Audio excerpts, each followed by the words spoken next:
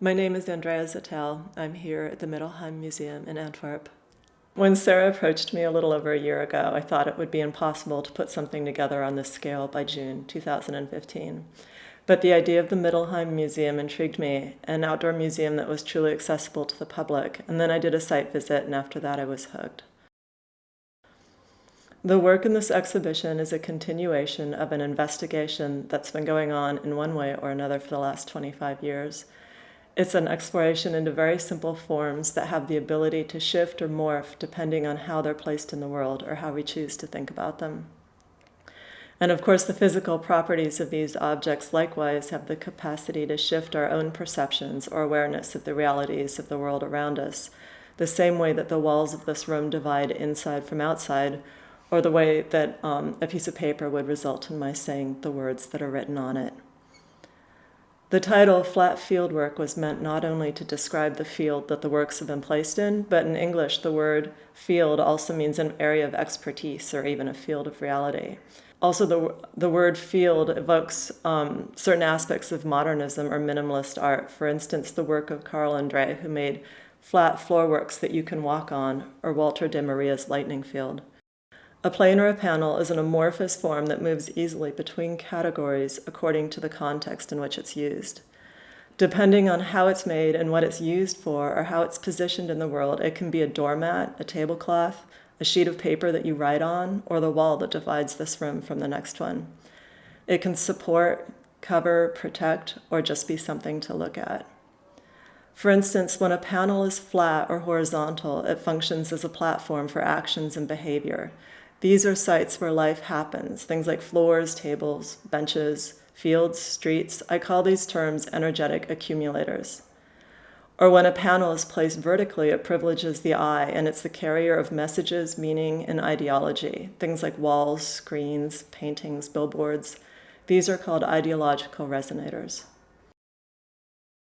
The works in the Braem Pavilion are more attuned to the idea of personal or private experience. Ideally, they're pieces that you would live with or that you would have in your home. The flat field works are more public works, but even so, I like to think of them as enabling people to have private experiences in public places. The parallel planar series are made out of overlapping panels of hand-woven textiles and thick aluminum sheets that have been sprayed with black, high-gloss car paint. If you think about planes or panels as isolated aspects of reality, these overlapping planes can be experienced as two parallel realities. The woven elements are the product of artisanal craft, while the metal sheets are the result of industrial mass production.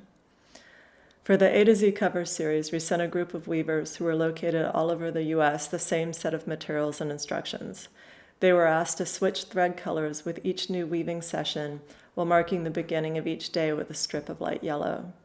The result is a reflection of the weavers' working patterns indicating when they took coffee breaks or the occasional phone call or other interruptions. The panels are suspended in space, so I kind of like to think of them as a representation of a dimension of time and space.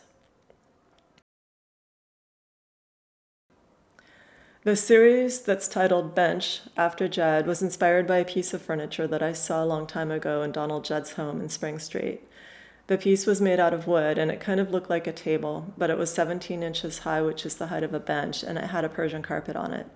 I thought about this piece for years, and I've always been really interested in how it confused the surface of the floor, because it had the Persian carpet on it, and the surface of a bench, because it was 17 inches, which is the height of something that you'd sit on, and the surface of a table, because the shape of the structure looked like a table.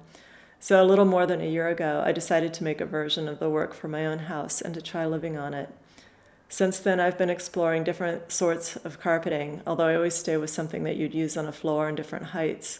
2 versions of these experiments are on view at the Braem Pavilion.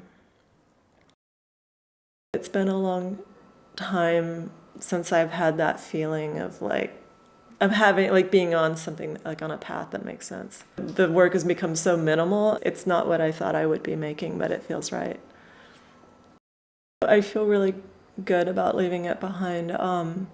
I feel like for the last year and a half, I've been on a path with these works it's been kind of revealing itself to me where, before that it was always sort of forced, where I had to think about each thing that I was doing next. And one of the reasons that I wanted to do this show was because I knew that being able to make these sort of large-scale outdoor pieces was part of that puzzle, and it felt like the next step. And I feel really happy with the way that the work's turned out.